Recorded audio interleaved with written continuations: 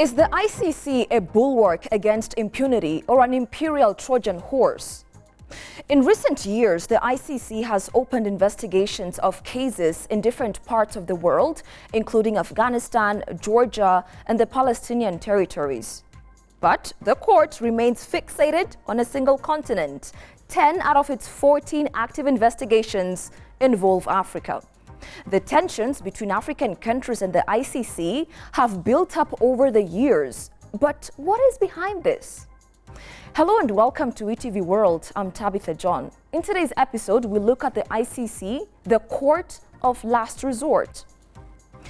Following the Second World War, the Allied powers launched the first international war crimes tribunal to prosecute top Nazi officials, the Nuremberg trials.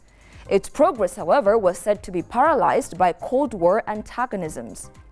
In the 1990s, many governments coalesced around the need for a permanent court to hold perpetrators to account for the world's most serious crimes, apart from the ad hoc international criminal tribunals that the United Nations had previously set to deal with war crimes in the former Yugoslavia and Rwanda. But many international law experts considered them inefficient and inadequate deterrents. The ICC, based in the Netherlands, was established by the Rome Statute of the International Criminal Court Treaty in 1998, but entered into force in 2012.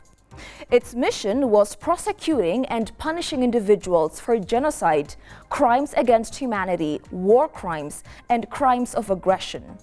However, in recent years, the court has come under persistent criticism, with a number of African countries announcing their withdrawal from the Hague-based court over what they refer to as a disproportionate targeting of the continent. Be that as it may be, the irony in this lies in Africa's initial enthusiasm for the ICC. African countries saw it as part of a solution to problems regarding international crimes, and so they joined in large numbers. The failure of UN to act in the face of the Rwandan genocide, despite being forewarned, drove the enthusiasm of African countries and their support for an independent and effective international criminal court.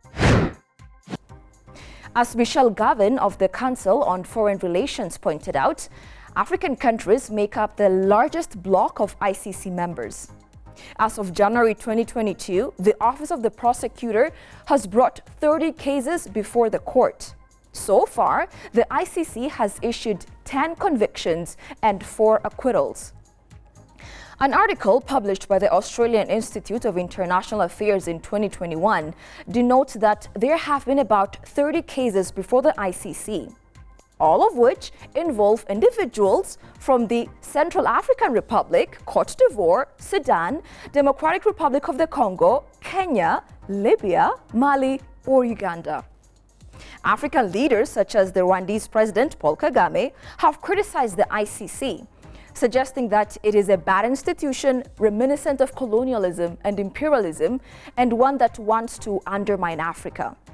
AU accuses the ICC of bias against African rulers or Africans, while the ICC insists that as a permanent legal institution, it affords justice to all victims of heinous crimes such as war crimes, crimes against humanity, and genocide. Since the indictment of the Sudanese President Omar al-Bashir twice for crimes against humanity and then for genocide, the ICC has elicited antipathy from some African rulers and their supporters who perceive it as an adjunct of imperialism encroaching on Africa's sovereignty. The AU Constitutive Act of 2000 affirms this under the non-indifference principle.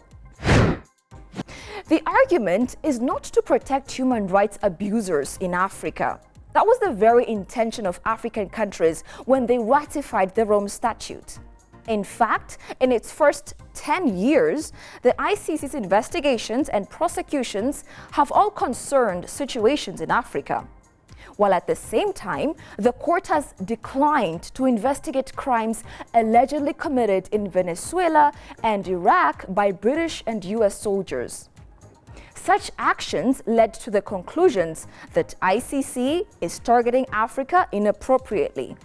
Some African scholars went on to imply that Africans have become the sacrificial lambs in the ICC struggle to establish itself as a proper court of law and to gain global legitimacy. The court's expanding global reach strategy in selecting situations and cases has raised concerns about the legitimacy of the ICC and its ability to dispense indiscriminate justice for crimes under its jurisdiction. Its focus on Africa has prompted many within and beyond Africa to ask why it is only Africans facing international justice in The Hague when crimes are widespread in other parts of the world. Another peculiarity lies in who can refer cases to the ICC. One particular member of the UN Security Council that the ICC has come under fire recently is the United States. Although historically a strong supporter of the international justice, the United States of America has only ever signed the Rome Statute and at one time indicated it did not intend to ratify the ICC founding treaty. In its early years, the ICC also seemed to be trying to avoid any confrontation with great powers as it sought to establish itself as a fledgling international body. Afghanistan joined the ICC in 2003, giving the court jurisdiction over any crimes occurring there after that date. And Ocampo opened a preliminary examination of the situation in Afghanistan in 2006. But despite the persistent violence in the country, the prosecutor's office did not request permission to move to a full investigation until 2017 under Ocampo's successor, Fatou Bensouda. After Bensouda requested permission to open an investigation in Afghanistan, the court's pre-trial chamber initially turned the request down in 2019, arguing it would not be in the interest of justice to proceed. This move was widely criticized as compromising judicial independence to avoid a confrontation with the United States, and it was overturned by the ICC's appeals chamber. The investigation was set to look into possible crimes committed by the Taliban, Afghan, and U.S. forces, including the abuse of detainees held as part of the U.S. war on terror.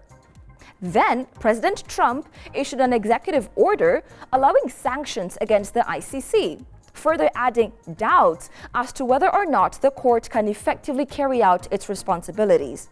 African countries are continually questioning the scrutiny that the ICC continually places them under. Are African countries simply serving as a demonstration of the court's relevance? Or are other powers simply too big for the ICC to handle?